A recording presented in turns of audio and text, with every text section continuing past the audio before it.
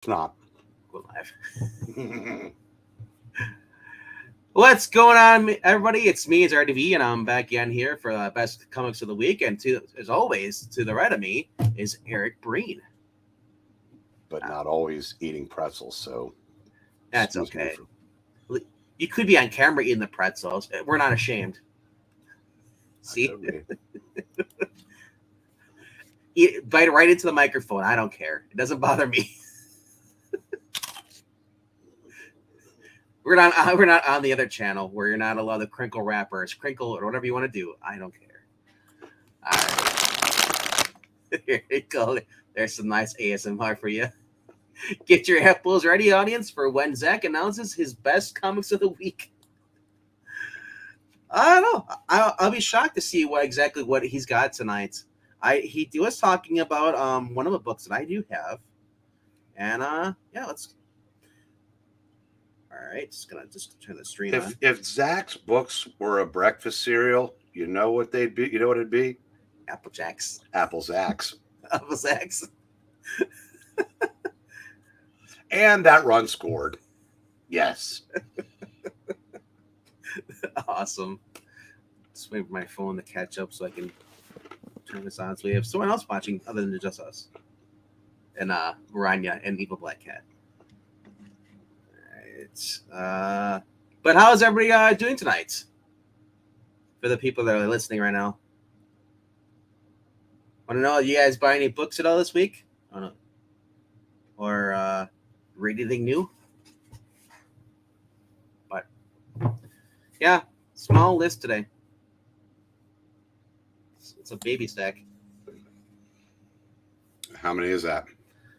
1, 2, 3, 4, 5, 6, 7.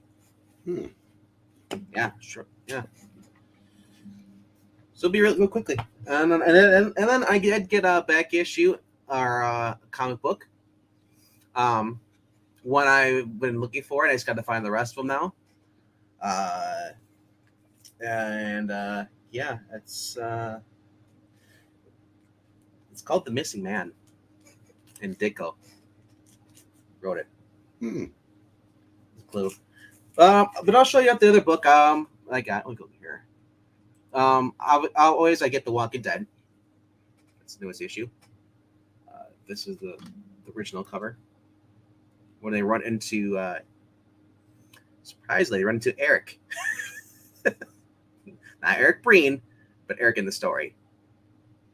He's friends with the guy Aaron on the show. This was his let's say his boyfriend. But yeah. It's issue number 68. Fun story, man. It's so great to see everything in color again and seeing reading it in black and white at the very beginning. So it's like I'm noticing a lot of things I did not notice before. And plus, it's one of those books you can read, and you don't have to worry about too much dialogue. The art actually is a lot of it. A lot of the panel, the art is sequential art, so it actually explains to you what's going on. All right, go to my number 7. I know it's not James Bond.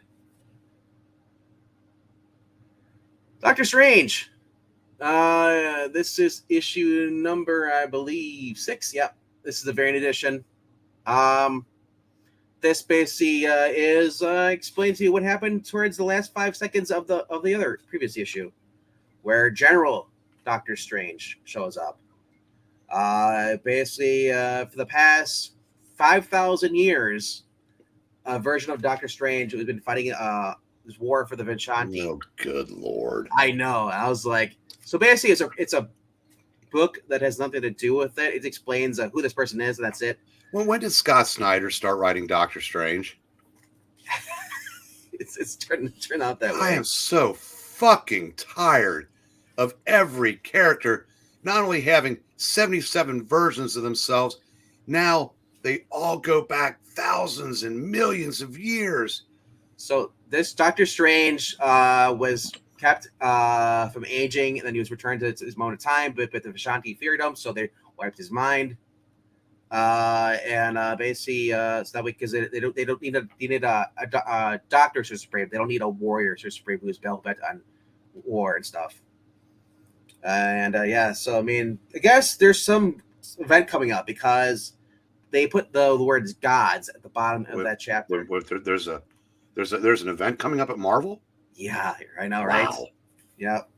Is it going to be the cutesy wootsy dog on the cover teaming up with Captain Marvel's Well, cat?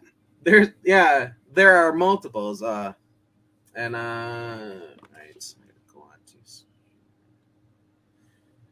What's going on, Ruthless Puma? And no, we're good here. Can't tell if you're a spam bot or not, but if you keep it up, we'll block you. All right. No, there's a couple events coming up though. One of them I saw has nothing to do with what we're talking about here, but that is scary. Salim Ahmed on Spider-Man book. I don't want that at all. Nobody wants Saladin mad. Yeah. Writing their comics if they like comics. Yeah. All right. So yeah, it's like I said, this was kind of a snore book. Apparently Ron Lars and Ron Lim are gonna be doing another thing here. Silver Surfer Rebirth. So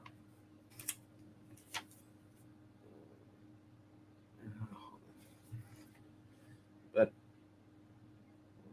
second. All right, so that's my note. That's me my number 7.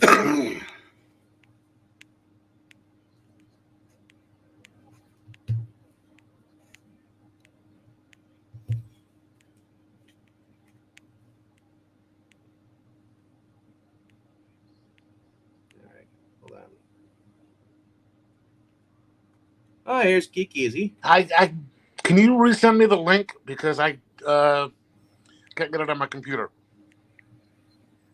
Where am I sending it to? Let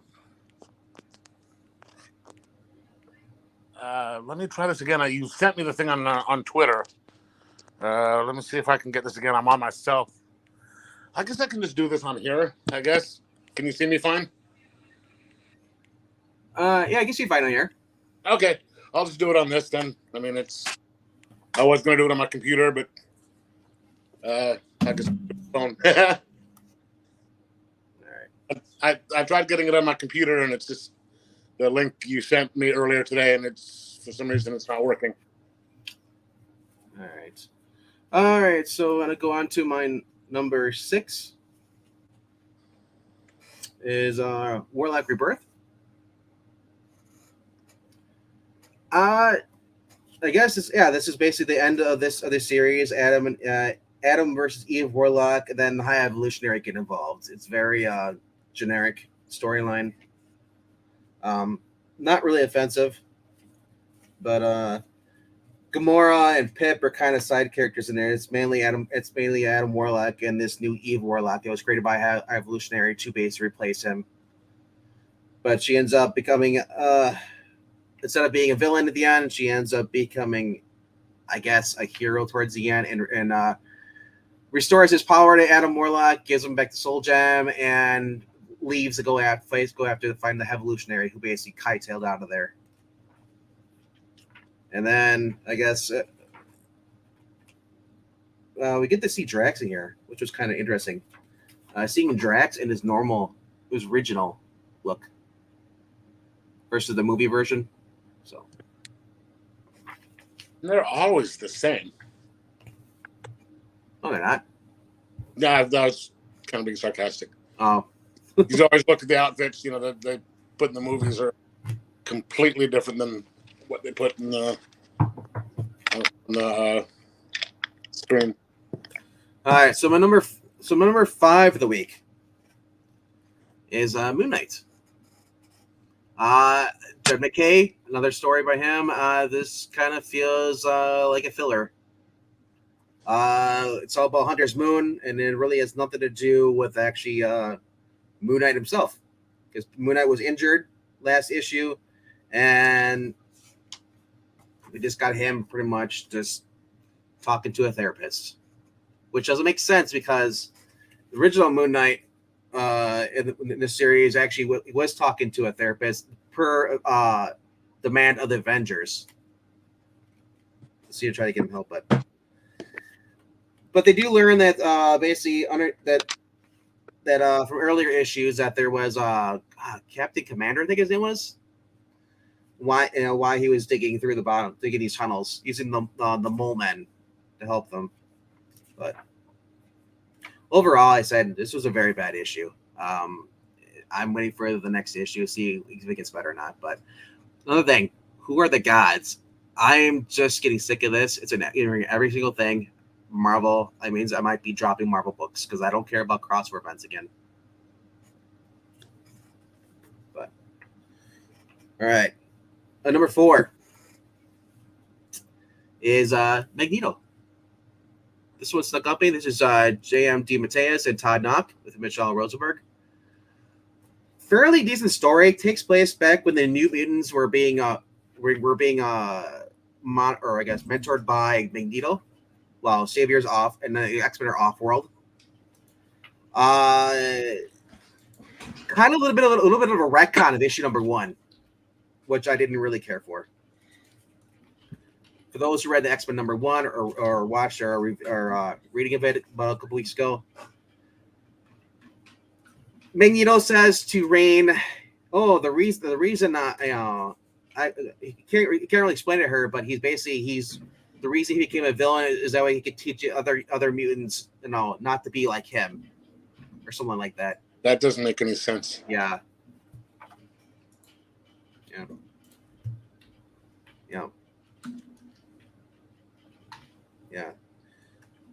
Hold on a second.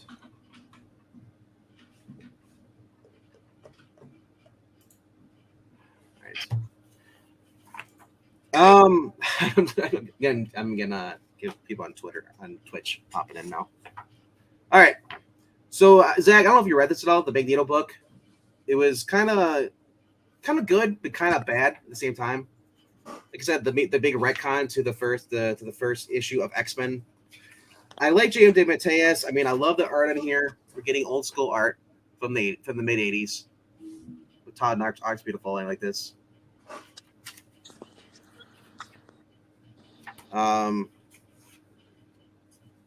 Another ad for Selena Ahmed, which I don't care for.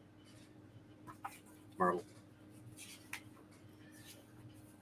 But yeah, I mean, I do like to see us. I guess this is like when they're making Magneto more like he was not his former self. So she was reading Xavier's journal about the day that when it happens. But looks like a Lady J. Oh, okay. What's up, Jay? But here's the art from the first comic book.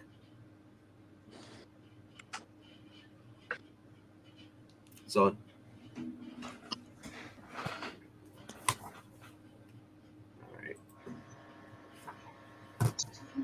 right.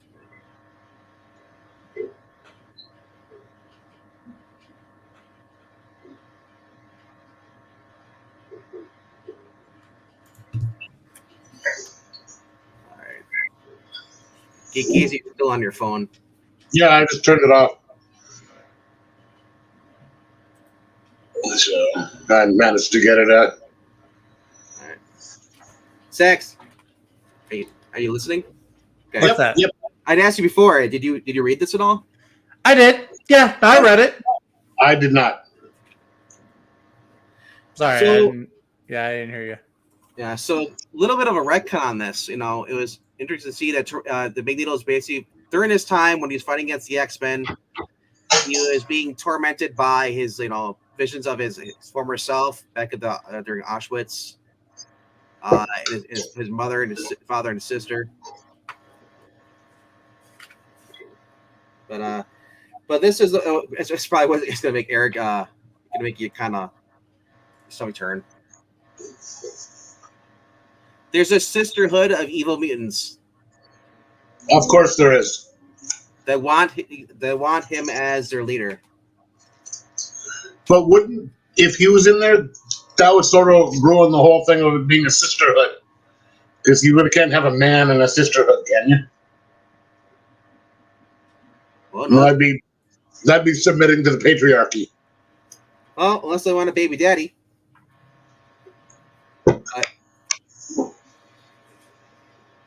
But at the end here, yeah, you see him. He's basically locked. He's locked in there, so he's kind of the prisoner.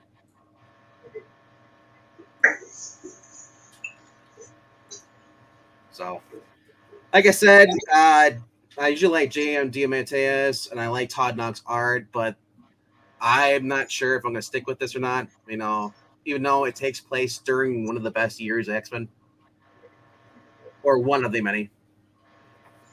But yeah. All right, number 3. Justice Society of America, number 5. Very fun book. I love pretty much a lot of stuff that comes to happen here. As far as the the one dumb thing I did not like was the whole Lena Wayne thing. You know, Dad, I don't care about the universe. I care about you. You know, I was like, screw the universe. And Bruce is like, well, I do the same thing too. And at the end, he's like, just basically, I love that Bruce is like, she can't stay here. I want nothing to do with her. She has nowhere to go. So, there is a happy ending though. At the end of this, Jay Garrick gets to meet his daughter. That he literally was had his memories erased. So, some cool splash pages in here. So is this Huntress is his daughter in this rendition? Here's Helena Wayne from Yep. This is the Huntress from Earth 2, from the old Earth 2 Justice Society. Yeah, from pre-crisis.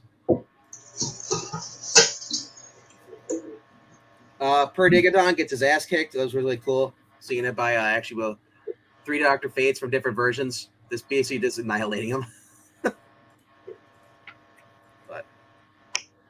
like I said, I'm looking forward to see what more they're gonna do on this. But it basically, if you didn't read Flashpoint Beyond, this may not make sense to you because they do mention the snow globe again. But yeah. But very fun book. I'm sure Zach will have a lot more to talk about than I did. I wanted more Stargirl, but there's a little bit on there. That's how it was. So, and they actually have the good Hawk woman in here. I thought that was funny. All right. My number 2, Fire and Ice.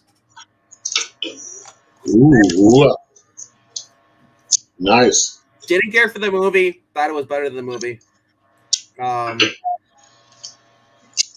Bill Willingham has a way with words, especially when you get the first opening page here. This guy's telling this kid's telling a story and how we're the mouse. Like, we're stuck between these two warring factions. And he's like, "What do you mean we're the mouse?" He's like, "Yeah, we're gonna die regardless what we do."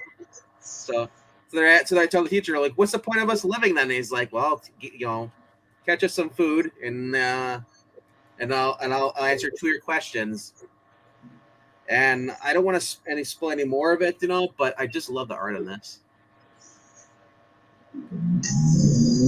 Yeah. So, yeah. So for those who have seen the movie Fire and Ice, this is a prequel to the movie. Billy Willingham, he's known for Fables. They pretty much faithfully to the movie, to the lore itself, and this Manco, whatever the person's name is say Leonardo Manco. His art's pretty much. Leonard Manco was phenomenal in the late '90s. He did a lot of the pre-Marvel Max stuff, and he also did some Hellblazers, the original series. It says there's some more art in there, but we have such suffering. That doesn't even look like the same guy. So obviously, he's probably adopted a different style for this title. I think he's trying to copy Frazetta. Like Frazetta, yeah. Yes, that's why. And I think it actually works pretty good, especially when you see like the art like this. Yeah, That's some good art. Yeah, you go back and check out some of his older stuff. Yeah, I think you'll like his older stuff too. Yeah. He did some work for Valiant when they came back. I think as Acclaim. I think like oh god, something Mask. Anyway, I said yeah, that's what Google's for. Black Mask. All right, the number one book of the week, though. Man, now I just want to go watch the movie again. Is Conan the Barbarian number one? Just a fantastic. What's his life? Comic books from before 2012 is life. Well, for Marvel and DC for the most part. Yeah, they got even now. There's like books coming out too. Nice. Oh, that's cool. The originals. Yep. That's actually pretty Didn't cool. they just lose their license for Marvel? Just lose their license for Conan? Yeah, Marvel several months ago. About a year, maybe. Marvel did, but the people who own the actual Conan properties still have rights to the books, though. Right. Because I guess someone was saying that they had this Savage Avengers, and they had to do something with that because they don't have Conan anymore. So here's the art, and here's the title. This is Jim Sub, and I really love how they make like the old Marvel stuff. Yeah. To focus on all that. There's narrator boxes in this. The yellow is narration. I love it. So it really feels like it's an old school Marvel book.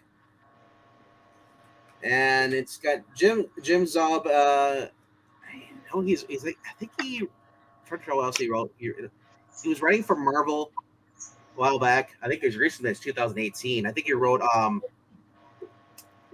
Savage Conan in 2018. So this isn't his first rodeo when it comes to Conan. And I gotta say though, it's respectfully awesome. I love it. And I'm not even a huge Conan the Barbarian fan when it comes to comic books. I love the movie more. But when I read this actually made me want to go read some more. I've read some of the other stuff. You know what it made Zach do, don't you? Huh? Said, What? I sure could go for some apples right now. Why? I haven't said anything yet. You tweeted it yesterday. You said it in one of our groups. Oh yeah. I did. Yeah. That's true. That's fair. That was yesterday though. It's a lot of gore, a lot of old school art looking here. I love it. You're right, Zach. I should have more faith that you'll say something Apple worthy again tonight. You can't throw an apple today for something I said yesterday. Well, maybe they just might be preemptive appling you for something you might be saying later. That's true too. No preemptive appling. I want to give Zach credit for that witty rejoinder he just did. Witty rejoinder. Rejoinder. That's a word I haven't heard before. All right, but it's because you don't read enough good comic books. So that was my number one book of the week. But I went also at the shop. They had this on the wall. It's from Pacific Comics, and it is a really fun story. Hey, cool. So, every time I see a Rocketeer comic, it reminds me of the movie. What was that? Fanboys. You ever see that? heard of it? Never watched it. It's about these guys that try and drive across country to sneak into Lucasfilm so they can see an episode of see a copy of episode 1 before it's released. And they're arguing about Boba Fett, and this is why Boba Fett was such a badass. He says, Boba Fett, he has a jetpack, and the guy's like, so does the Rocketeer! Which, really funny movie, though. Kristen Bell's in that, isn't she? Yes. I believe so. And she came up with, or someone, she used a phrase there that I'd never heard before. Sweater yams. I mean, who doesn't like sweater yams?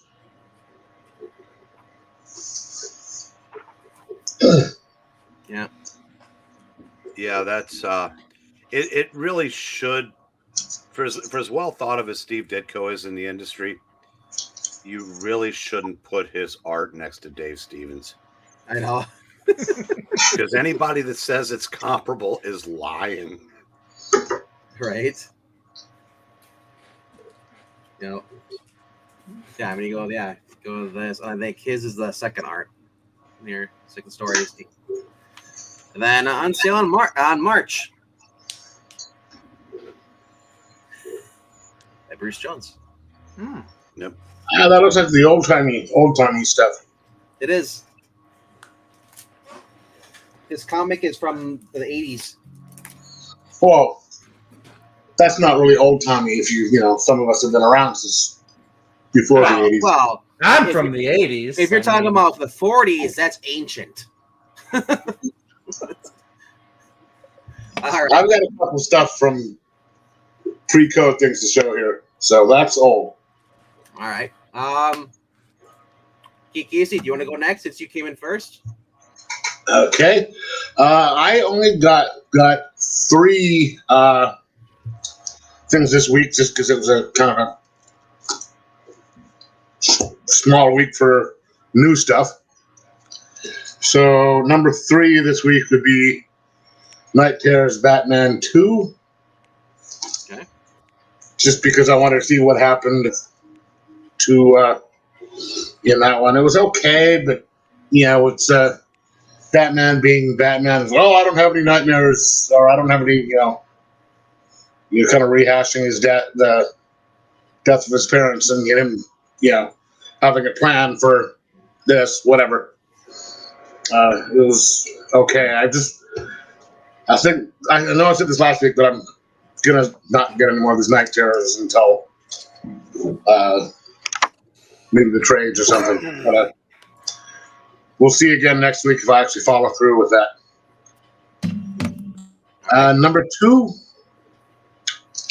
Peacemaker Tries Hard. Number 2, I think. 4.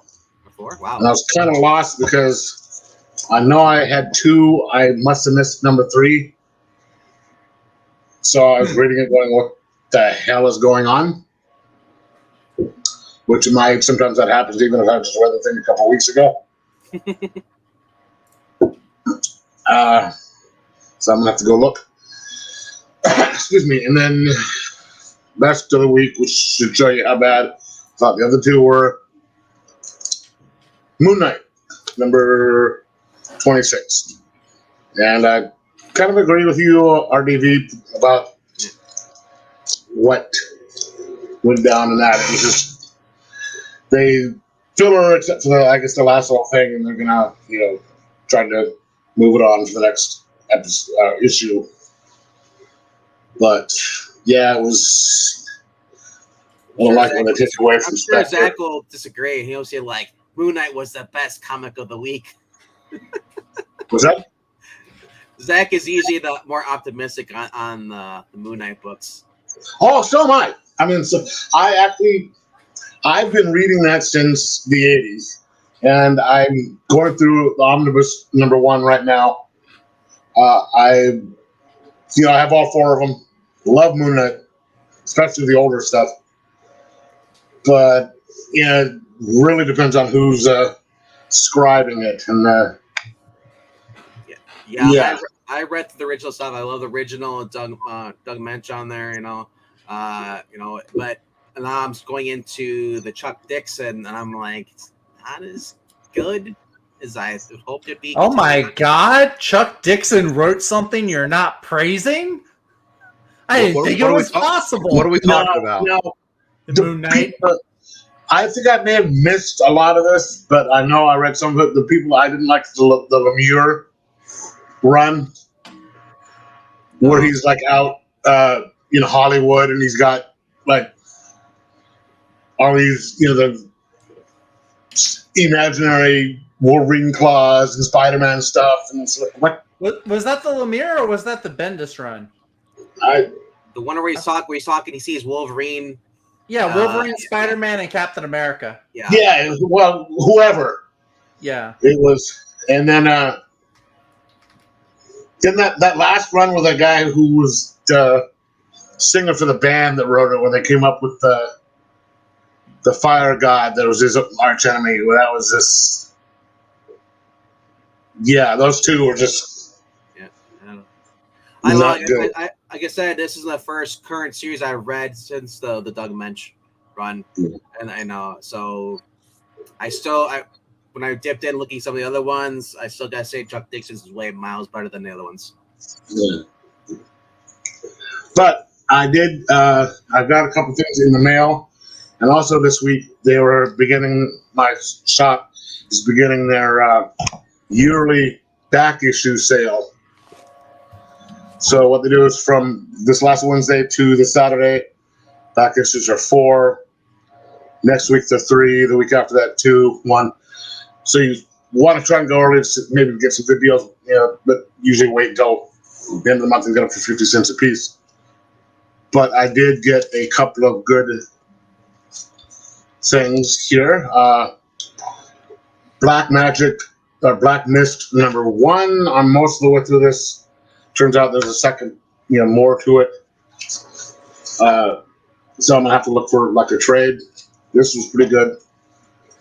Where is the other one? I don't know where it is. Then I got. Then there's Morning in America.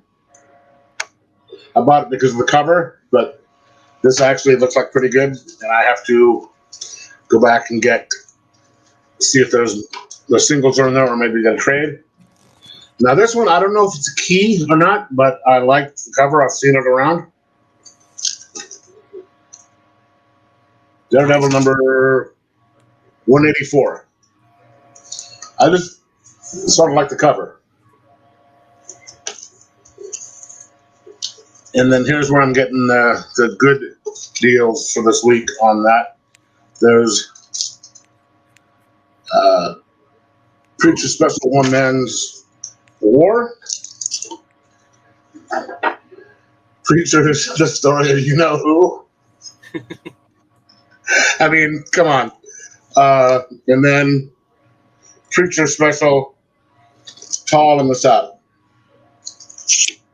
And I think the best deal I got this week on that $4 thing, Injustice Gods Among Us #1. I've heard about this comic. I haven't read any of it. So at some point I'm going to go through this and then see if I want to get the omnibuses. And we'll see. And then I got some stuff in the mail, which is going to be awesome reads. So I got, I'm really getting into these, like I said, these old horror comics, like a lot of pre-code stuff. And can't afford to get the floppies, so I'm ordering compendiums. But I did see this. This isn't pre-code, but it's a pretty good book. It's written by the same guy that does Channel Zero and Justify. Okay. Pretty good book. Vault of Horror #3 Archives. There you go, Breen. This is, haven't read it yet because I just got this. I love this stuff. Tales from the Crypt. This is a hardback one here. Volume 3. Covers all of these. And the one that I'm reading now is The Complete Voodoo, Volume 3. Cool. I'm switching back and forth between that and Moon Knight #1, the omnibus. Then I got this week I got Squadron Supreme. Nice. The early years. I mean, look at this. That's all this stuff. So Hold it this up. is going to be. There's not too much stuff in it. Hold it up for 20 minutes and talk about it. Jeez, I mean, to start doing some. What do you call it? Want to start doing some biceps or something? You pop that bad boy out. And you And then ever read just- too much Dracula? Talk to Eric Breen. He lived it. Yeah, I think about that. I've actually got a Tomb of Dracula with the first thing I played. It's in horrible shape, but I have it. Now, just to sit there and say that, this is big, so you can't get anything bigger.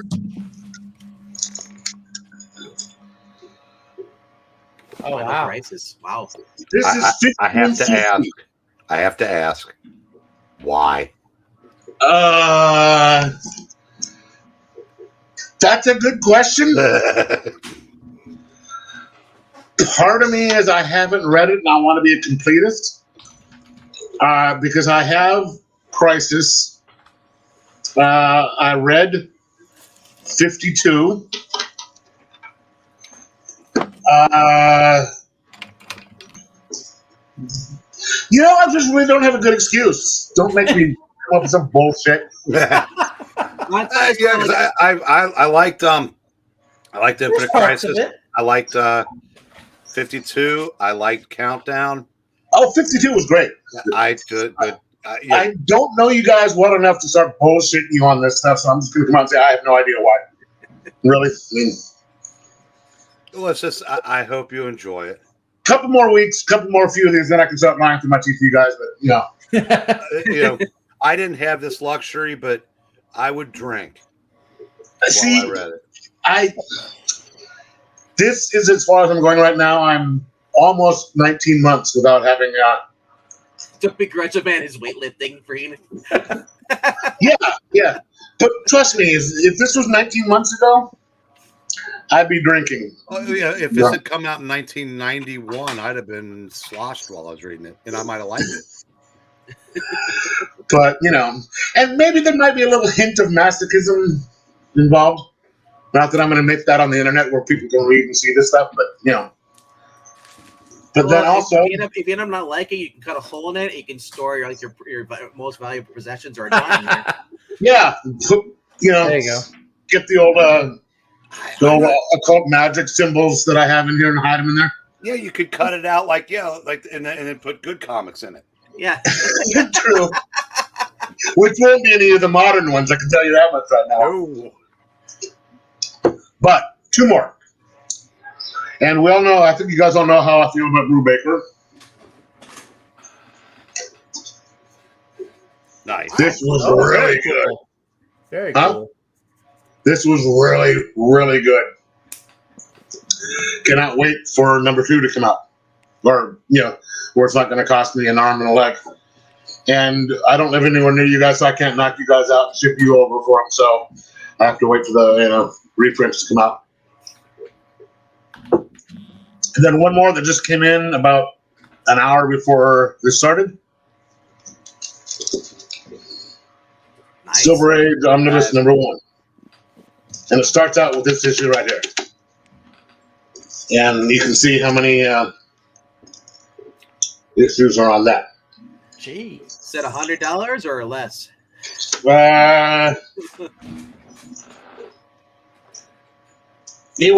I got it on $99.99. I got it on in stock trade, so it's cheaper Okay. than that. I was gonna say, yeah. If you went to the comic book store, they charge you that. Oh hell no! But the one thing I really like in stocktrade.com and that because you can get stuff for cheap. Almost 46% off, and then free shipping. Anything over $50. Yeah, Awesome.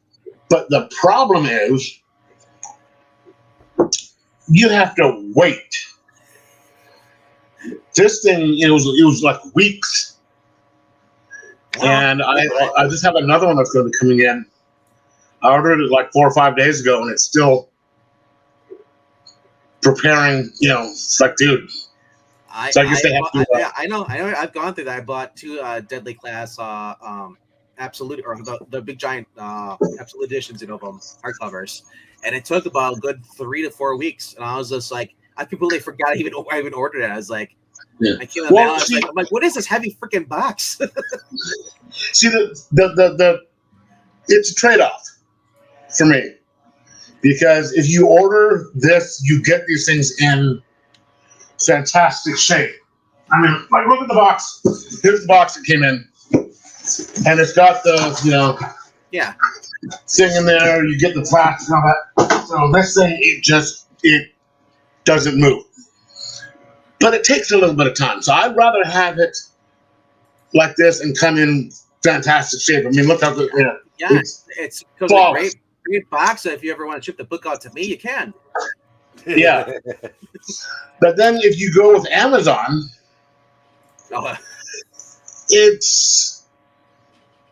they treat those comics like you do when you've got that hooker that you're trying to mail off, the dead body that you're trying to get rid of. And just stuff it in there. There's this company that called Guandana Land, and they would print to order collections of old out of print comics, but they were printed through Amazon, and I ordered some, and they just threw 2 volumes in a cardboard box with no protection at all.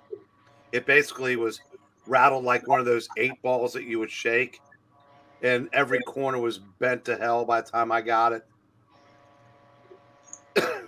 Amazon doesn't care. Then they kicked the guy off of Amazon just because they didn't want to be bothered with him anymore. But it's like I was just talking to Joe yesterday, and he got an omnibus in his Ultimate Spider-Man 2, and it came in from Amazon, which he doesn't do all that much, and he's in the process of sending it back because it was not good. He's like, dude, seriously? Right. But so I'll sit there and take the weight on these things because it's not like I have a shortage of books to read right now. I'll get like 2 for every one that I finish. Yeah. Like I said, if you're ever laid up, you can read Final Crisis. There you go. Yeah, If you ever break a leg, you're stuck there and you're forced to read it. Well, yeah, I'm gonna read it, but I've got other stuff that I'm gonna want to finish my Moon Knight #1 first, and then probably switch to. I've still got Invincible #3. I've still got all the Walking Deads. I've got. Oh yeah, The Walking Dead is a fun. Like I said, I read it all the way through the black and white, and then now I'm rereading in color. They were color ones out. So I've got quite a few things I need to finish up. Then I'm also some of them are. I got to finish. Some of them are like this. I've already finished this one. This went quick, but then some of them are, quick reads. Yeah. Like I said, Walking Dead is pretty much a quick read because Kirkman likes to use a lot of art with his artists, so you don't get as much storytelling as you through words as you do through the actual art, which is really cool. And then Invincible is another one I'm finishing up as well. Yeah, I've got Omnibus #3 on that one that I'm not. I have Irredeemable not Irredeemable. The third one that he did. I got the trade paperback on that one for number.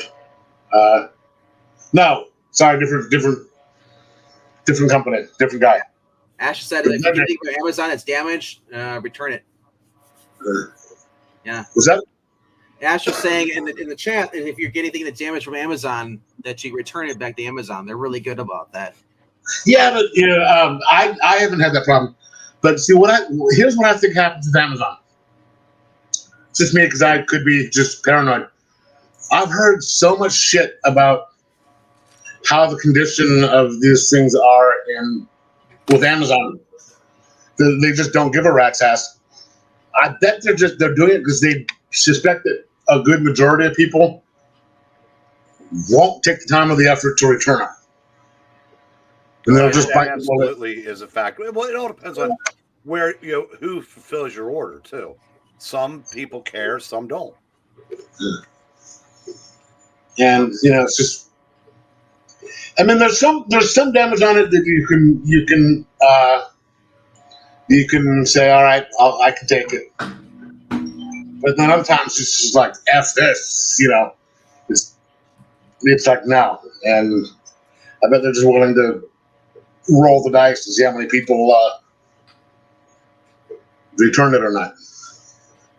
I would be shocked if you make complaints, they kick you off of Amazon, so you no longer buy stuff anything from Amazon, like they disable your account. Oh no, they'll let you, as the customer, they'll let you do that shit all day, every day. If you're a seller and someone because this happened to my brother, he sent it to somebody, they tracked it to the guy's mailbox. He said he didn't get it. Amazon demanded that Phil refund his money.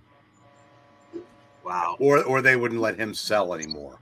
Jeez. Because Amazon are pricks. You know what it is? Someone's probably stealing the guy's mail. Oh no, he just didn't want to pay for it. Or that too. Unfortunately, that's the other thing too. Because there are people who are, the doorstop thieves. Do that all the time. You see them, and then they go. There's YouTube channels devoted to actually catching those people. That's how bad it is. Yeah, I've seen that. Like people will put like smoke bombs in the packages or the glitter bombs, art spray, little stink bomb IUDs in their stuff. It's really kind of funny. Time consuming, but it's a lot of. Oh yeah, I mean, there's times where you just got to take the time and do shit just to screw with people. You know what I mean? Yeah. I've gone above and beyond just to piss some people off that deserved it. Legally, yes.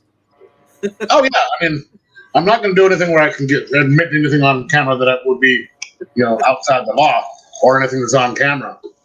You heard it here first. Everything he did was lawful. As far as you know, as far as I'm admitting to. All right. Anything else? I wouldn't go any farther than G. Gordon Eddy did. All right. No. All right. Going to Zach. All right. Ash. Good choice. Good choice. Says he got to go see Mission Impossible 7 this week. Good movie. All right. I had a short pull list this week. I was originally just going to get 4 books. I ended up getting 5. One of the 4 or one of the 5 is not a book I was trying to get. I did not get Fire and Ice. My LCS did not order enough copies. I think the guy said they ordered like 3 or 4. They were all gone before I got there. So if you want one, I'll see if I can get you one. I add to your pile. I ordered one already. I did. Okay. Yeah, my LCS, they use a website that helps them with ordering. I don't know how long it'll be till they get it. It might be a week or 2. But I have one coming. Let me know how much I owe you, by the way, because I know you've got several books that I know that I've asked you to pick up. When I get to the shop, I'll give you a bill. Okay. And Ash, I'm glad you're here, buddy, because I don't know if you read this or not, but I'm going to say this is bottom of the stack for me. I did not like this. This was a last minute. This was an audible. Yeah. Todd Knox art is great with the New Mutants. It's not so great with all the other grown-ups. Why is Zach holding up his empty hand? I don't get it. I kind of expected more from DeMatteis with the writing. Some of the Magneto stuff was okay. It's the retcon that really pissed me off. I don't think he's ever written anything in the X universe, has he? DeMatteis? During his, during the bulk of his career. I mean, Ash could probably correct me, but I don't remember him ever writing. I thought DeMatteis. I know him more for Justice League, like JLI. I know he wrote a bunch of Spider-Mans, team ups and spectaculars, but I don't remember him writing X characters. Yeah, like I said, the New Mutants parts were cool. I like them. This New Mutant character with the sisterhood, that I don't really care. I don't hate it, but I also don't love it. I'm unequal to it. Yeah. So this is probably a one and done for me. So Zach, let me ask a question. I'm gonna quote Dave. The evil hood of sister mutants. Are they better than the men at everything? Well, so they just introduced the leader. They don't even introduce the rest of them. They just kind of show up at the end. The leader is this girl who I guess she has similar powers to Magneto, and she can like make people feel angrier, maybe. Well, every Marvel writer has Yeah. that. So Yeah. JM DeMatteis. So DeMatteis was on X Factor from 92 to 104. He also wrote this is during the 90s. He wrote Annual number 9 as well. X-Men 95 number 1, 1995, and that's it for X-Men stuff. Yeah. So, Ash, what do you mean by borrow? Why is that in quotes? He means He he read it the same way RDV likes to read stuff. Oh, okay. On the high seas. He hoisted the flag. Arr, matey. Arr. I thought it'd be the same way someone borrowed stuff from, say, like Ralph's or something. Moving on, my number 4 book this week is Fantastic Four, number 10. How much improvement? I liked it. Devon, get the apples. It's interesting. It's an alien race. They traveled like tens of thousands of years trying to get to a new colony. And yeah, we're going to look at this GIF for the 1000th time. Okay. Yeah, congratulations. They get stuck in like this, they get frozen in time. And so the Fantastic Four are trying to, they try to help them out and get them out of place because the area where they're stuck in time is gonna collide with the Baxter Building when the Baxter Building comes back. So Baxter Building is gone? Yeah, the Baxter Building got sent ahead into the future by 1 year. Because Reed sent What the kid. the hell are these people smoking to do this? It's actually interesting. I'm enjoying it. It's not the best Fantastic Four, but I'm actually enjoying it. Zach. Put it back up there. Read my tag, Breen. Read the screen. Now, does the Baxter Building still built around that old man's shop? I remember reading a thing back in the day where they were trying to build they're going to build a new Baxter Building. No, it was just revealed that there have been 500,000 years of Baxter buildings, and they've all been. It turns out they're all symbiotes. And what are you talking about? Look, all I know is Reed and the Fantastic Four were fighting. I think it wasn't Doom. I think it might have been Annihilus. It was Doom's cousin. It was no, it wasn't Eric Doom. Von Doom. Stop it. It was Sister Von Doom and the evil Fantastic Four girls. The kids were in the Baxter Building, so to keep the kids safe, he sent the Baxter Building ahead in time to the future. Unfortunately, it also took everybody that was in the Baxter Building with it. So now there's a bunch of people in New York that hate the Fantastic Four. Is pissed off. Will you let me go through without I'm trying to seriously explain the plot. we're not going to let you.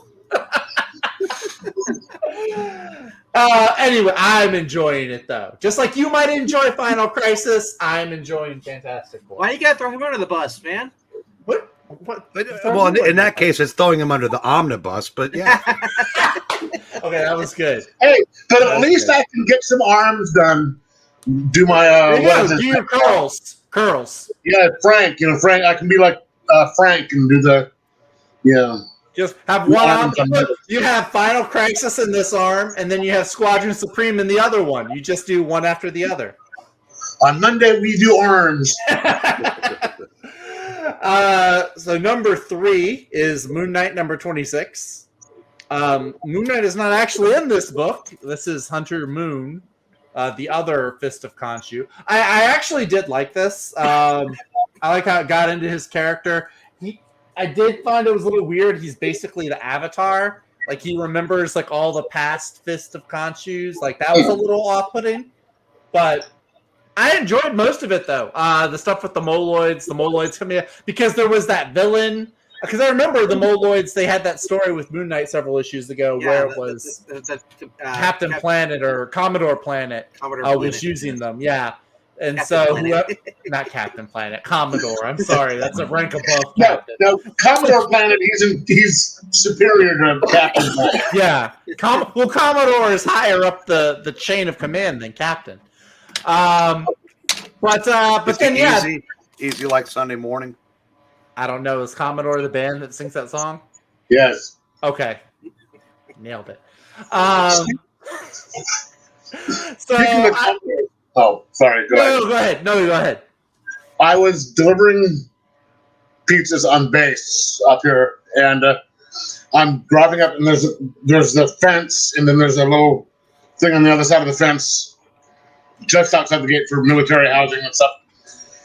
And someone drew a massive dick on one of the walls of the house. And the first thing that comes to my mind is, it's a dick house. Really?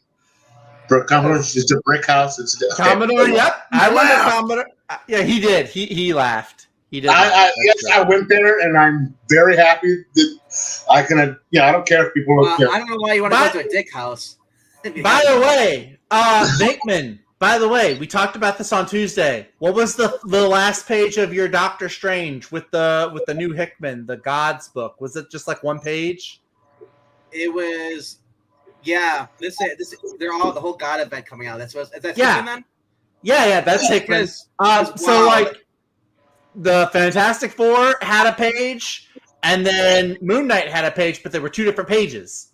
So did the Doctor Strange one. If you read that this week, I didn't read Doctor Strange. I'll have to borrow it. Tied into there's a Doctor Strange was involved in his advanced shanty war for 5,000 years. But then became so ruthless, they stripped him of his memories, returned him back to his present time, and told him to keep this shard here dangerous. Safeguard it, by the Vishanti, not knowing that inside of it is actually all his memories of him being angry with the Vishanti and he became General Strange. So, interesting. Okay. Like I said, Hickman better be good because I just, for this point, I'm just sick of the events tying into everything. Hickman is amazing. He is God tier. Anyway, number 2, I'm really shocked by this. I'm shocked by this, but this doesn't have a title. This is the J-Lead variant. This is Conan the Barbarian.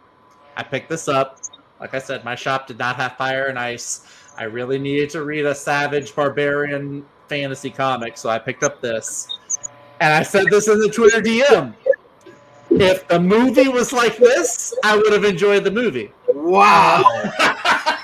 Wow. I'm sorry you're gone. Any comments, Breen? What a maroon. All right, let me get him back in. I stand by what I said, dang it. Should we even apple him or what? Yeah. No, he's not going to apple me while I'm praising it. Well, maybe he will. I don't know. He's kind of a wild card. I really enjoyed this, though. I enjoyed this comic. I like the the look of it, the art, and the narrator boxes. I like those. I thought they fit. They fit really well with the story. I like the overall story too. It kind of had some Army of Darkness vibes to it, which I appreciated. I'm kind of wanting to go read some other, not Marvel Conan, but maybe old Marvel Conan, not recent Marvel Conan. If you want to read some good Marvel Conan, get the Savage Sword magazine. Okay, the older issues. I'm really. And also, so sidebar, I know Jim Zub wrote this, and Jim Zub has written several things for Marvel. Roten. That's right, because they were so bad. No, because they're so bad, they don't deserve to be called written. I thought you talked gooder in Louisiana. Roten is farther back in the past than written. No, my point is, Jim Zub, the stuff I've read from him at Marvel, I have not cared for any of it. This was significantly better, which Jim makes me think Zub is maybe it's not a good Jim people. Zub. Maybe it's not a Jim Zub problem. Maybe it's an editorial. I mean, obviously, there's some editorial. Jim Zub is good people. Because Guarantee it. when on page 2 of this, there's like full bazungas in plain view. I was like, yeah, that's okay, why I Marvel. recommended the magazines and not the comics. Not the comics. Yeah, because it wasn't code restricted. Ah, okay. I got it. But anyway, yeah, I really hope that Conan becomes like an ongoing, or at least longer than 6 issues. Not Bill William. Jim Zub did really good writing this. I'm really excited kind of to see where it goes. Well, he did write. He was writing a Savage Conan before they put him on the Avengers. That's my point, though. Him writing this is way better than anything he's written for Marvel, whether it was Conan or he did like an Avengers event. I think it was No Way Home or not. I think it was or No Surrender. Maybe it might have been. Look, Marvel's been witness protection for quality for years, so it's not surprising that this is instantly better. Yeah, with a different company. But this does have a comic code as far as nudity. There's no nudity in this book so far. I've seen it. There, sir, may I direct you to page 2? I was on there. Center panel. You were on there, and there were two. A woman. What do you consider page 2? The title splash page? No, not the title. Page 2, he considers the one with the boobies. The boobs. There's hardly anything there. What are you talking about? You can see nipple. Hardly anything there. Wait a second. If there's hardly anything there, are you sure it wasn't published by Marvel? He might be reading the Marvel Jim Zub. It's so small you can barely see anything, and it's all this one thing in there, dude. Read Cimmerian. So you're saying one more than you see in any Marvel. So you're saying the girl can't see cup size? God. Anyway, they purposely made the box so small so you wouldn't notice it. Because I didn't even notice it. Well, now you're welcome. I pointed it out to you. Enjoy. If you read the one that, through, I think it's through was it American Mythology? The Cimmerian. Cimmerian. I think it's Cimmerian. I don't know. Whatever you call it. Okay. Anyway, it was a good book. That's what I'm boiling down to. It was a good book. I enjoyed it. Hi, Imperial Goddess. Imperial Goddess showing up on Twitch, lurking. Lurker. Following someone on Twitch is not a bot. And my number 1 book this week, Venkman talked about it briefly. He knew it was going to be my number 1. It's the Justice Society of America. This is issue number 5. I enjoyed a lot of this issue. Huntress, the stuff with Huntress, I didn't really mind it so much. It, the whole thing you were talking about where it's like, she says screws the universe to see her dad. I didn't mind that so much. It's a kid with her dad. Batman says he would do the same thing to save his dad. I get that. I did like the tie-in to Flashpoint, several tie-ins actually to Flashpoint Beyond in this. The stuff with Per Degaton I thought was really cool, and how they deal with him. But yeah, hopefully, I'm thinking that with this issue, it'll start leaning away from her. Obviously, they still got to figure out what to do with her because she can't go back to her original timeline. But other than that, it feels like it might be shifting away from just being the Huntress and the JSA and become more of a JSA story. Looks like the next issue is where Stargirl and the Lost Children are going to start tying in, which I'm really looking forward to. So now you have something to look forward to in January. No! Don't say that. Don't say it comes out in January. I think they're getting back on schedule with the release, though. I think next month they should have. Well, I'm gonna say I hope so, because I hope so too. At this point, I'm not seeing a whole lot of difference than letting trans activists write and destroy characters or a guy with talent being able to come in and just say, yeah, maybe 5 months from now I'll do the next issue. Neither one is acceptable at this point. Yeah. No, I understand that, and yeah, I think they really did mess up on the scheduling. He's admitted. Jeff It's Johnson not the said they first messed time up. it's happened with him. And I said, Yeah, as talented as he is, they can't afford to have 5 months go between issues because yeah, that's a lifetime anymore. For people to forget. definitely. I'm looking here on League of Comic Geeks, and right now they have Justice Society number 6 is supposed to come out beginning of September. For right now, that's what they're saying. So hopefully that sticks. Anyway, Dave says still more on time than EVS. Boy, that must have been a hell of a pairing, Oh yeah, right. For real. Surprised he got the heat. That's proof that DC at one time did have competent editors. Yeah. Because books with both of them on it used to come out on time. Oh yeah. The Green Lanterns and the Flash and yeah. And then today, this came in the mail today. I'm really excited. I pre-ordered this thing so long ago I'd forgotten about it. I think I was still living at my old house. The JSA book? No.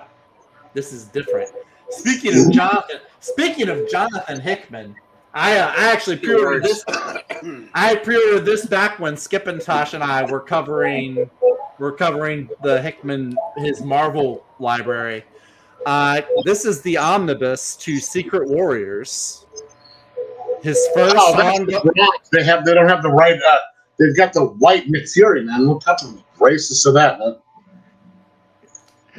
So this is all 28 issues of the Secret Warriors. They have a few. There's 2 issues, I think, of Mighty Avengers in here, and then a couple of one-shots. But I've been looking forward to getting this. I was really enjoying this when we were reading and going through it weekly. Me and Skip and Ash was actually with us, too, for most of it. So I'm looking forward to reading through and finishing this up. This is really good. If you like an espionage, spy comics, this one is definitely worth looking at. It's Nick Fury, and he's got a lot. There was some inspiration in this for Agents of S.H.I.E.L.D. With Daisy and or Quake. There was some inspiration from this that they used for the show. But it's a really, really fun read. I definitely recommend it. Don't let the Bendis name throw you off. He didn't really have a whole lot to do with it here. I think he was just kind of the stuff that he was writing. I think he was just there to make sure stuff tied in right. Look, you could at the time his name on something sold. Yeah, so it is. I love these covers too, like the cinematographic way it looks, like the half white on the bottom. Sad thing is, and I'm being completely sincere when I say this. This is like 2008, 2009, thereabouts.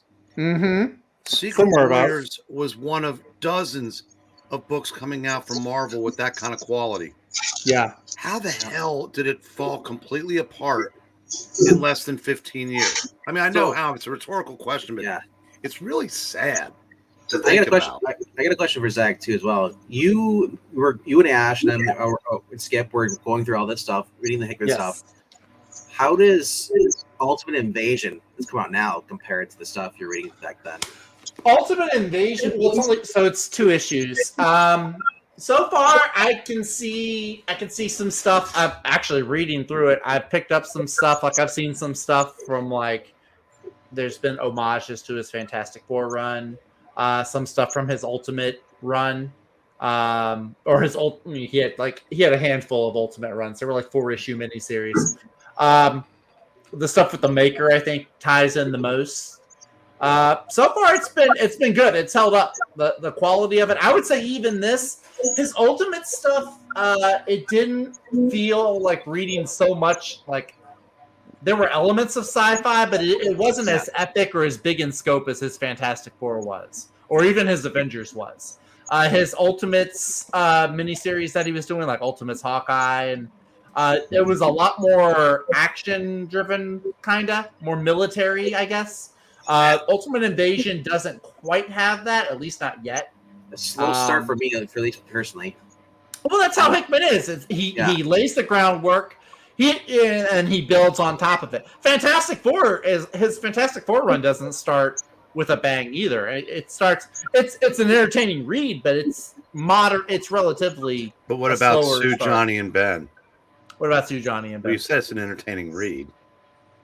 To be fair, Reed is the star. He is the one I think who gets the most emphasis. You could argue Johnny. Damn does right, too. son.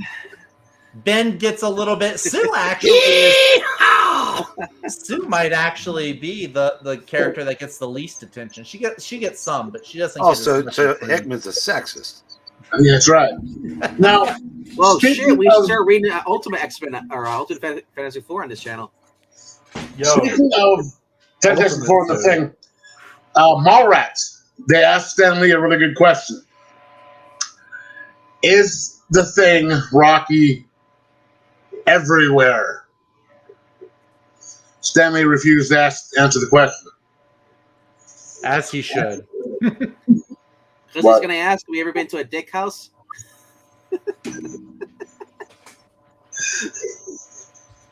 We got a theme going with you, Geek Easy, tonight. Hey, it's fair game. I brought it up. But now you just got to wonder how far he can Reed can stretch, and then if he's used that part for his, other purposes. Sue's never in the kitchen. She's always with Namor. No, actually, I was about to type it in the chat while y'all were talking. One of the most memorable scenes that I remember with Sue from the Hickman run, she is actually in the kitchen making a sandwich for Spider-Man. So, Damn right. I remember that, actually. So, but anyway, that's all the books. That's all that I got this week. Really light week. I kind of enjoy it. I spent under $20 at the LCS. So, Oh, that's nice. great. Now that poor LCS will probably have to lay people off. they have 2 people that work there. Well, that's going We to have make it one tough now. for the one that's left. You decreased your shop's workforce by 50%. All right. I guess we're no more issues. No, not for me. No back issues this week. My back is fine. Went to the gym 3 times already. It's feeling good. Are you Today? swole? today. I was. Today was a rest day, so the swelling has gone down. Oh, nice. So did you find the mammy that you're going to jammy? All right. Yeah, not much left going on. Mark McGrath saying Justice Society #5 is a good issue. Needed something. So you got that today. Nice. Hello to Cartoon and Comics Studio. He's saying good night, everyone. So is he saying hello or is he saying goodbye? I don't Because know why good he night says is goodbye. You say goodbye, and I say hello. Hello. I Okay. was just thinking that. That's how we'll do it then. Dave, do you Coke and then Toke? I guess he's Don't talking to Eric, who's drinking Coke Zero. Don't do coke, Dave. It's not good for you. Did Breen, you didn't get any books this week? I got 2, but I haven't had a chance to read them yet. Okay. I've been pretty much working nonstop on a big collection and getting ready for a Chicago show that I'm not going to, but I understand that one of the fossils will be, and Oh. so Well, if you want. In For those who Chicago? weren't on Ground2 I would- stream last night, you can show off the books you showed. they're already back to store. Oh, really? Oh, really? Oh, Yeah. dang. You couldn't pay me to go to a show in Chicago. I went in Get bullet holes for the comics. I went in '87, I think, but I made the guys go to a Cubs game the day before, Hmm.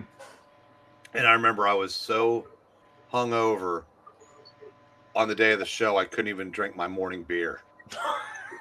I could not Wow. finish a beer. I was 25 in the Jeez. prime of my drinking career. I couldn't finish the first one.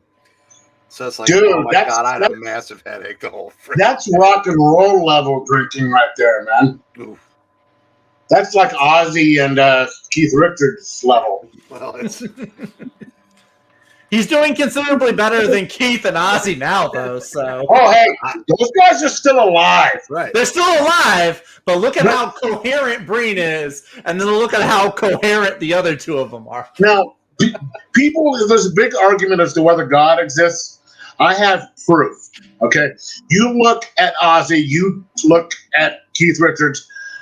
There has to be a God because those two motherfuckers have sold their souls to the devil to still be alive at this point. So if there's a devil, there's got to be a God because there's no way those two should still be alive right now. There's a picture that Super 70 Sports used to post all the time.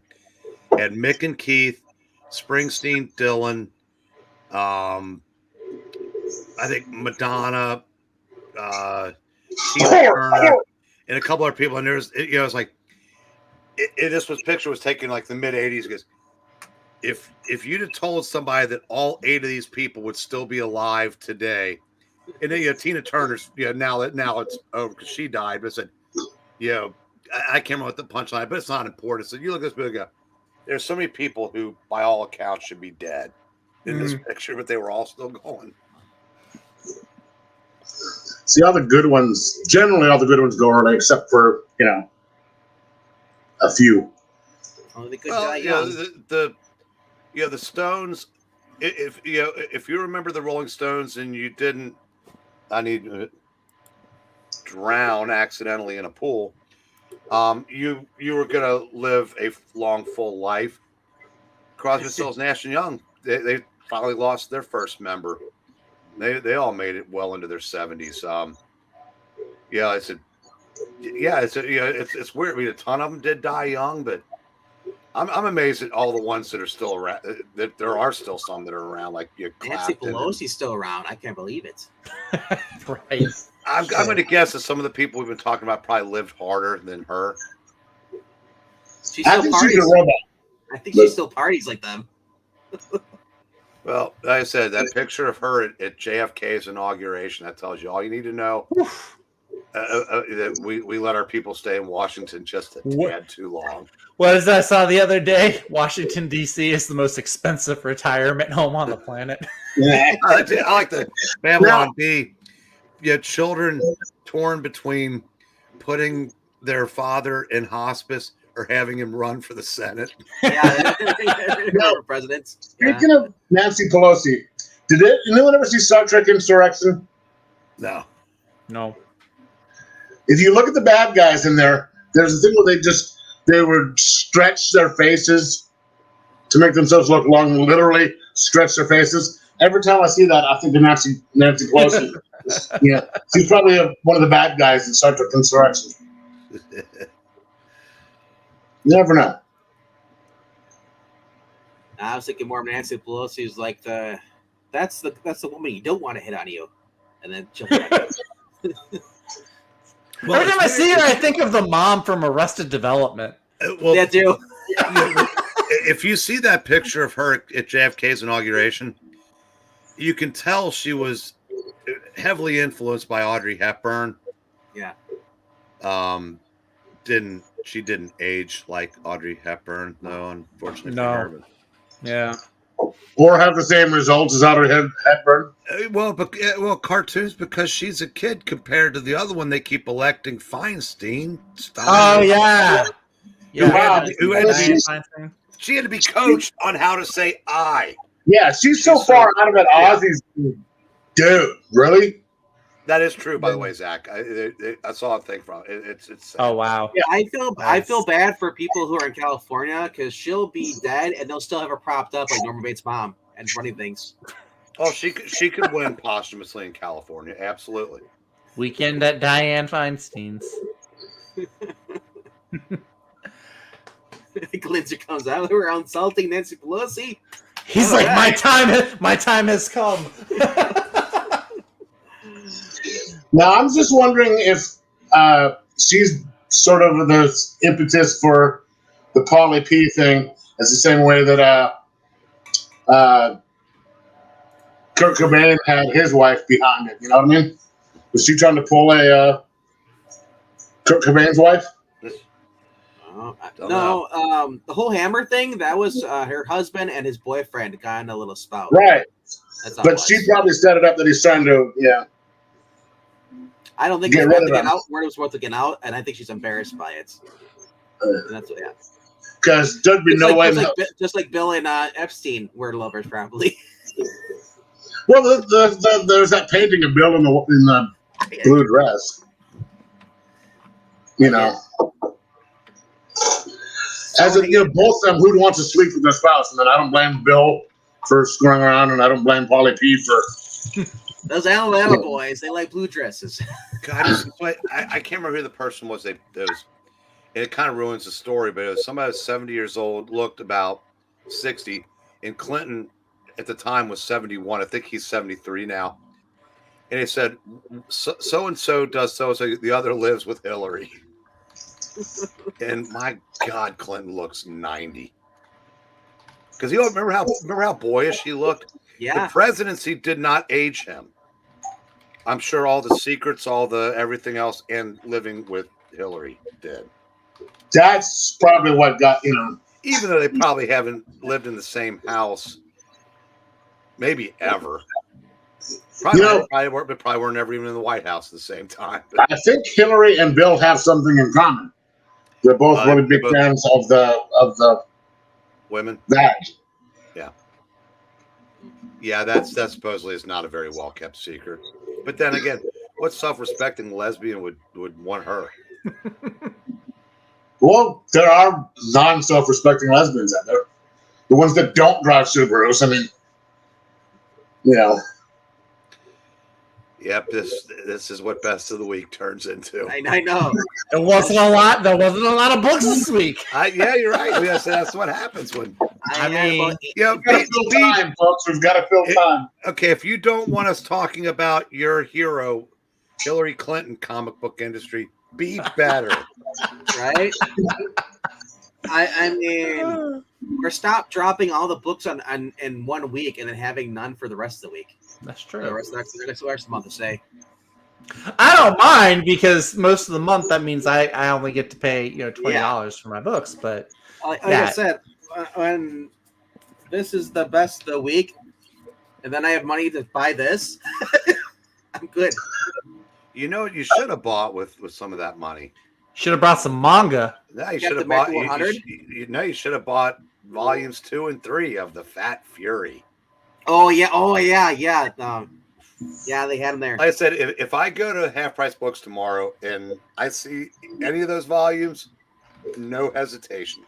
The Fat Fury? Herbie the Fat Fury. Herbie the Fat Fury was at my comic book shop. It was a character from ACG Comics. He was basically this little short, obese kid, looked like a weeble, and he had these magic lollipops, and he could travel through time. All the women loved him. He magic lollipops? Yeah. Herbie Popnecker. It's a phenomenal comic book. Yeah. Yeah, magic lollipops. That's from the 60s. LSD, maybe? I might go back and buy it. This was just like childlike imagination. Get out. Give us something to root for. All right, cool. Yeah, it's like I said, it's hard to describe, but it was a lot of fun. When I first saw the hardcovers we were talking about, I completely dismissed it. Now I wish I had them. I have about 7 or 8 of these. Man, too close. It was like the Skeletor from the live-action Masters of the Universe movie. Yeah. Oh yeah, yeah.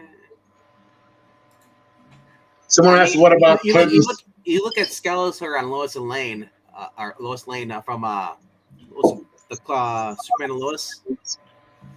That she almost looks like the daughter of Nancy Pelosi, the one that plays Lois on that. Oh, Terry Hatcher. No, I'm talking about CW. Erica Durance? Oh, yeah. Oh, okay. Superman and Lois. Okay. Yeah, the current show. Yeah, she's not all that good looking. She's all right. I mean, no. She's not bad. The last man on Earth, she wouldn't even be allowed in line. But she looks better than what's her name from the movie? Amy Adams? No, the absolutely, yeah. original Yeah. one. Margaret Yeah, Kidder. yeah, from the original one. Margaret Kidder was all right. It's all right, but the one on Superman and Lois looks better. But she had the Lois Lane personality down. She But she was all right looking before she went batshit crazy. Yeah, she wasn't beautiful, but she was attractive, and she kind of she made you feel that she was Lois Lane. I mean, that's what I think what made those movies so good. One of the reasons was Christopher Reeve was Clark Kent, and Margaret Kidder was Lois Lane. I mean, they did a real good job casting them. Yep. The whole scene where she thinks that he's Superman, so she jumped out the window, and he's like, "Oh crap, I do." But instead of showing up as Superman, he basically just lets her fall into the fruit stand. Did you ever see the Donner version of Superman 2? Yeah. That I wish that had been one that was released because that's much better. I mean, I love the cell phone Superman symbol he throws at the guy, one of the Zod's companions. What the hell was that all about? I don't know, but it's awesome. That's something they pulled completely out of their ass. That's a modern comic book writer right there doing that shit. The whole theatrical version where he basically kisses her and she forgets, versus the Donner cut where he basically, because she dies inside, like they crush the car, he basically flies around, and reverses the time. That was supposed to happen at the end of Superman 2. Yeah. But now, as opposed to me, when I kiss somebody, they just want to forget it. They just claim amnesia. Who are you? Okay. Whatever. No, but Can't win all. I gotta say, see your problem, Kiki, is you're getting the laughs from someone who's not on camera. That's right. If you could see his face, you would know he's laughing. He's always laughing. That's true. Usually it's Eric at me. laughing Breen. Usually it's at me. Well, I like to be consistent, if nothing else. No, I was trying to think. Oh yeah, how about that when that lady gets turned into a cyborg in part 3? Oh yeah, Richard Pryor one. That was a horrible. The only good thing about 3 is the entertainment of 3. Well, the whole Richard Pryor was kind of overused a little bit too much in that movie. But 3 had was the junkyard scene, I believe. Yes. Yeah, so you got to see you see him in melted. He's in the bar just looking the peanuts at the mirror. That was a good scene. Yes. But I was just gonna go back to number 2, and I think it's in both cuts, but I mean where he basically tricks Zod. Whoa, his computers are starting to freeze up a little bit. Anyway, so Zod wants, he's gonna go in there and he's gonna take away his powers. Instead, he goes in there, reverses it, so he steals their powers. And the guy goes to punch him, and he just shoves him up, and the guy falls into the pit. So, but I like the fact that he reverses time at the end. So then they're conveniently thrown back into their Phantom Zone crystal, and then he shoves them out into like the farther end of space.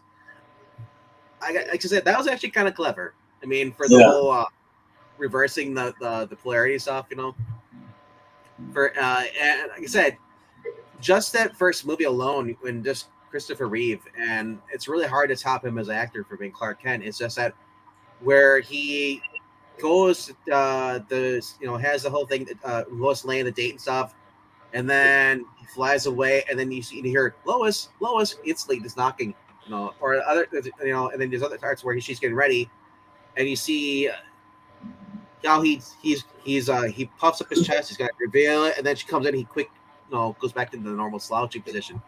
You know what I would have liked to have seen, and obviously we didn't get to, and we won't. Christopher Reeve was perfect playing the Silver Age Superman. Super Dickery. But I wonder how he would have done with post-crisis Superman version. I mean, I'm guessing he probably could have pulled it off because he was a good actor. I mean, It's like Dean Cain did it, Yeah. but that was the only version he played. So, I don't know if he could have gone. I don't know that he had the chops to go back and play Silver Age Superman, but I'm just kind of curious about that because I said they're two different characters, really. So it's Yeah. And you know what else about Superman 2 and part of 1? I had the biggest crush on Ursa. That woman was, yeah. Dare I say spankable for someone who's, just changing? Ursa from good evening and welcome to Oversharing with the Geek Easy. That's it. Hey, I didn't say I did it. I'm just saying, I've heard from Allegedly, allegedly. it might have happened. It might have with other people other than me. Zach's down there going, I'm glad I didn't cop to that. I'm thinking of Ursa. I didn't find her that attractive either. I'm just thinking, the course more I you look at didn't. Zach smiling, I keep thinking it's Jack Quaid down there. I do not look like Jack Quaid. I've seen pictures of him. I do not see the resemblance. I've seen parts of The Boys. I bet you've Wait seen a second. Wait a second. Yeah, what did we just Sorry. say about oversharing? What the? I've seen scenes Better. from The Boys show. There you go. The Anyway. MCU's Christopher Reeve is Hugh Jackman. You Jackman know, hasn't in the MCU. we could get you. You He's have to probably, be he's in the- probably too old now too. But Brandon He's- Routh could have he's up taken there. a shot at post Crisis Superman because he was definitely doing an He- homage to Christopher Reeve. Yeah, he was. Oh, he was good in that CW crossover where he was Yeah. doing like Kingdom Come Superman. Yeah, but that's also Silver Age Superman, more or Yeah, less. So that's yeah. Now, the one cool thing I loved about Ralph version, I mean, one thing I hated was it's basically Superman the motion picture all over again. I mean, he comes to Earth, Lois Lane reveals that he's there, he saves the plane, all this other stuff. Fights Lex Luthor doing a land deal. But the coolest part about that movie is when the guy's got that gun and shooting at him, and it's just everything's bouncing off, and that one shot goes right off his eye. That was a That cool was cool. scene.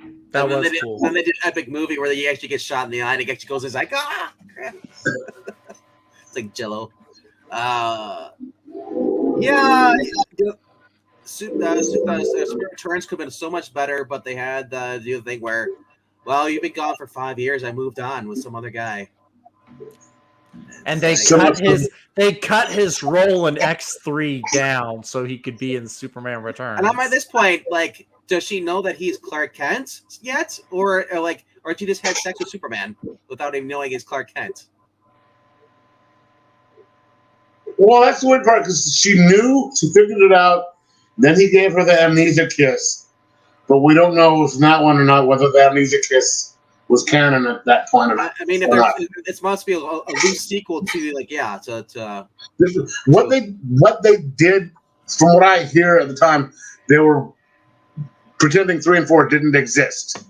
So it was supposed to be 1, 2, and then Returns. Is what we were told. Yeah. I would have just forgotten that, and that should have been your reboot, having, Brandon Routh being your Superman. And just don't do anything connected to Christopher Reeve. Just do your own thing. But Yeah, because you really can't touch that performance. no. Yeah, and then we also just learned that Gal Gadot's coming back in Wonder Woman 3. So much for that reboot. Yeah, so I guess basically the only person they want to get rid of was Cavill. Or Affleck. Affleck chose to step down, I guess. I bet you Ezra we don't Miller. know. If they're smart, they'll get rid of Ezra Miller. Yeah, the one Ezra person they come should back have gotten rid and of. But I guess James Gunn is hoping that because the girl who wrote or was directing the second one is no longer attached to the Patty project. Jenkins. That they'll actually be get someone who's actually competent, like who did the first movie, and That was also Patty Jenkins. Was it really? Yeah, You're kidding me. she did the How same. is it so She did different? both movies. How is it so different? It's just Hey, like yes. you guys, Wait. how Hold can on. you guys hate that dumpster fire of a movie? Is this like Gail Simone before and then after? Maybe it was an editorial thing. Like I was saying earlier, like this new Jim Zub book is good, but his old stuff is bad. Maybe it was like a higher up thing. What's his name? I don't know, Tamada? a lot of people Warner hated the Brothers? second No. movie. I didn't hate it. That movie sucked balls. I liked it. All right. It had You have moments to that could move have up done to the without, dumpster but fire. it wasn't as good as the first one. I'm just saying, if you're gonna say Cavell's too old, you want to go the younger Superman. He's 40, I guess. Everyone, Gal Gadot is 38. Yeah, but Gal Gadot and looks then a you're lot. keeping- There's a lot and better also to you're look at. keeping Jason Momoa, but he's not going to be Aquaman. He's going to be some Are other they? character. Are they keeping Jason Momoa? That's He's doing. Rumor is he's But going to they're be not Lobo. keeping him. They're not keeping him as Aquaman though. no, but he'll be Okay, like Lobo. so yeah, I don't see an issue there. Why can't you keep Cavill? Why can't I mean Bruce Patterson is a few years younger too? So why do we have Bruce? Robert Pattinson. Sorry. Okay, I was about to say who's Bruce? He's what? Bruce Wayne. I'm just saying. Don't tell me you're gonna do a reboot because everything else before this sucks, you know. And then you're gonna, when it's like when Legacy starts, when it all matters, you know. Not really. If you're gonna, I mean, is her movie coming up before Legacy or after Legacy? No. And if it's No, coming out movie, after it'll be Legacy, after Legacy. It's so freaking confusing. The only movie that's supposed to be taking place before the switch over is Aquaman. That's supposed to be the last one. Yeah. And then everything else, including Blue Beetle, is post. Yeah. So I mean, if this Wonder Woman is taking place after or right around Legacy, I mean, at this point, do you really expect fans to show up for that then? Because it's a standalone movie. I don't know. I'm going. I'm hoping for sakes, you know, it's good, but I probably won't see it in the theater. I'll probably watch it, you know, when it's HBO Max or the Max. Sorry, you know, Max. It's Gal Gadot, Wonder Woman. How are you not going to go see that on a big screen? Because of Wonder Woman 84. That's one reason not to. All right, let me just ask you this question. Let's just say we have a Batman movie, right? Uh-huh. And Selena Kyle dies. But somehow they managed to bring Selena Kyle back in spirit. They put her in another woman's body, right? Her soul in another woman's body. Bruce pounds that action. This is an important question. This is an important question. Which Selena Kyle are we talking about? Are we talking about Anne Hathaway, or are we talking about Michelle Pfeiffer? Because Michelle Pfeiffer, I don't give a rat's ass about. I like Michelle Pfeiffer more than I do Anne Hathaway. I do I'm not talking care for Michelle Pfeiffer or what's her name? The short The hair new one? Yeah. Okay. I honestly don't care about any of them. Anne Hathaway's just the best looking one, in my opinion. But see, my point is, I mean, she basically raped the guy, but that's okay. If the guy does it, now we'd still be hearing about it. I didn't realize that we were just going to start quoting old Nerdrotic videos, because I know for a long time that was the title of all of his videos. Wonder Woman rapes a guy. Gal Gadot wants to. I'm going to keep it PG here. Gal Gadot can do whatever she wants to with me. If you got to keep it PG there, but I enjoyed it. I thought there were good parts to that movie. I'm not going to let 20 seconds, whatever, derail a 2 hour My only movie. complaint, my only complaint with the whole Wonder Woman 84 is the fact if it's in the 80s, why if there's any 80s music? That is actually a bigger complaint that I have with the movie. Now, that part wasn't the only thing that I had a problem with. It was the whole movie sucked. But, you know. Now, if the guy like switched places like they did in Quantum Leap, where like Scott, where he's displaced and he's there instead, that would have been much better. But the fact that he's basically possessing someone else's body, it's like having sex with dead man in someone else's body and possessing a guy's body. I'm sure. Now here's my problem. I would have been pissed about the whole thing because I wouldn't have remembered being with her. I'd be like, wait, I was with her and I can't remember it. That's what would have pissed me off. And I was with her and really, I don't remember any of it. Yeah. Well, like I said, at this point, it just seems really redundant that they got rid of Cavell. So said they want to have they want to do a younger version, start over. You can literally have Cavell just still be in there. You can introduce John Kent and let him be straight and just piss off everybody at the comic book company. There could have been other factors too. Like he's already got that Warhammer show for Amazon too. Well, he just did that now. I was afterwards. Before he didn't. That was announced a while ago though. No, he dropped The Witcher before. Because he was going to the DC, and then it was announced. About a month later, that he wasn't going to be in there by James Gunn after he took over. Sure, and so now he decided he's gonna do the Warhammer. That was his new thing. Yeah, DC did him dirty. I don't feel like typing all this out. The reason why I asked if you've heard Large Gathering Rules by Black Sabbath. The album's called Mob Rules. I was just changing it to fit the new Chicago mayor. You heard about that, didn't you? Yes. There was mass looting at Chicago stores. One of the reporters called him a mob, and he said, no. Don't use that terminology. It's regressive. I prefer to think of it as large gathering. What the F word? Chicago wishes they had a conservative like Lori Lightfoot back in. Wait, so they actually went worse than Lori Lightfoot? Infinitely worse. Yes, they did. Now they're Heavyfoot. No, it's heavy-handed if you live there. But you know what though? You get what you vote for. That's true. You do. Or you get who the dead people vote for. No. Well, Chicago, like I said, you apparently you can't get left enough because there's enough rich elites that get to feel better about themselves by electing another progressive of color because they don't have to live with the policy other than pay more taxes. And I guess they're okay with that. But yeah, the people in the city are effed with a capital F.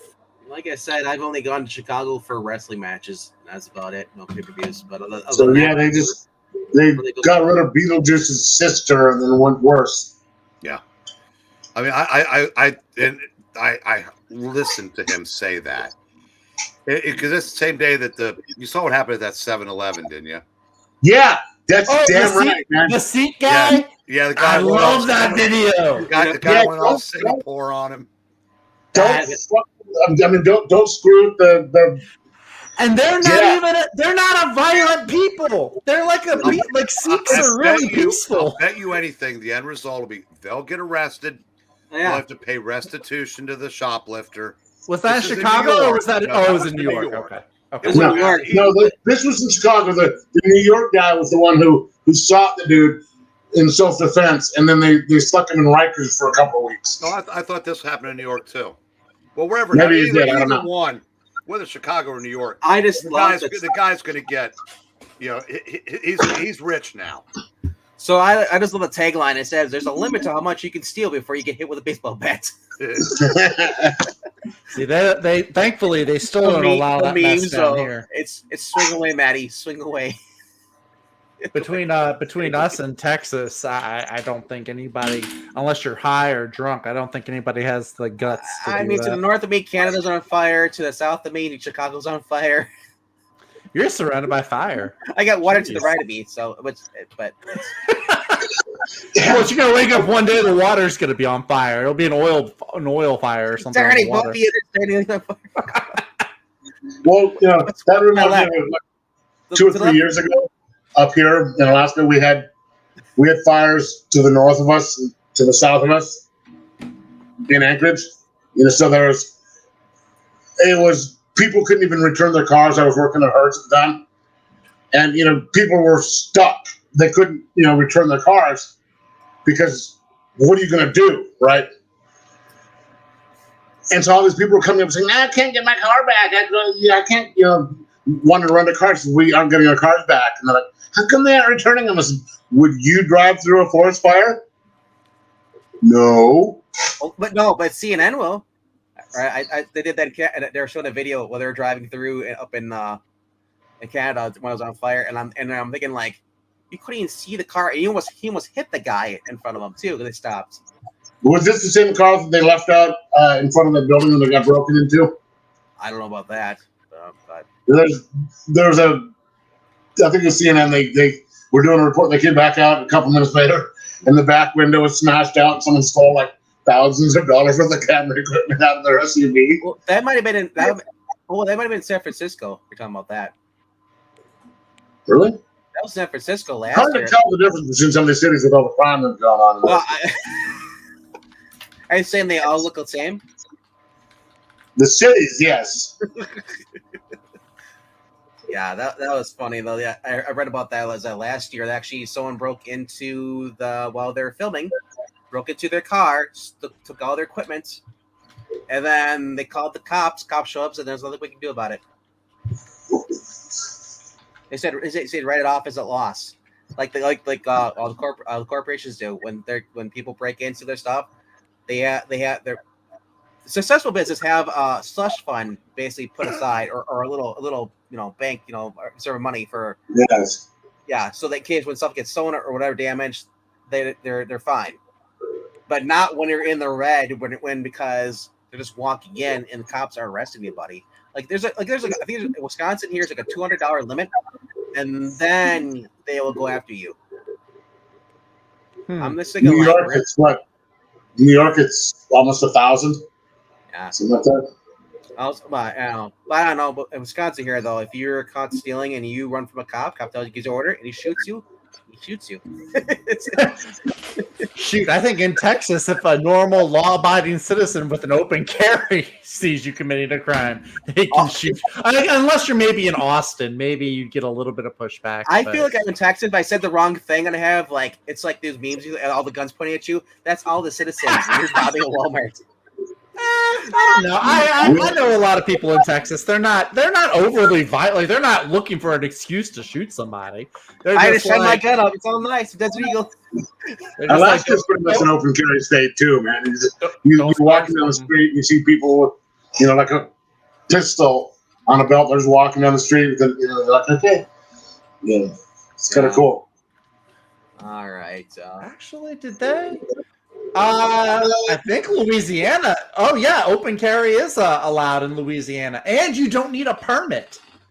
Anyone who's 18 years or older and legally entitled to carry a firearm can open carry. So you're in Nolens, aren't you?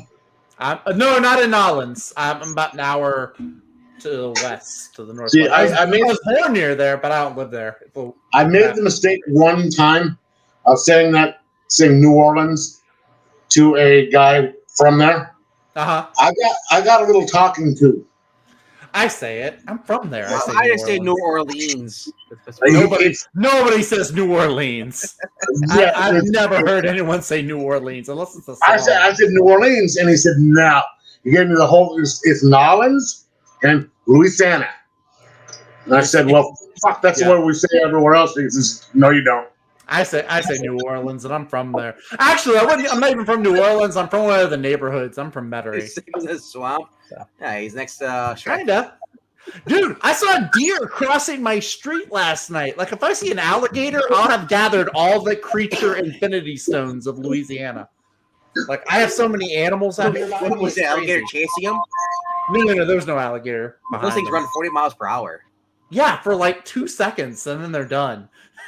Yeah, by that time, so are you. Yeah, so are you. Yeah, that's true. Kids, I'm going to jump off. Yeah, we're going to wrap this up.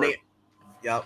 Thank you guys for showing up, watching us. So we were actually up to 18 people for like a hot minute. I noticed. So hope you guys had fun.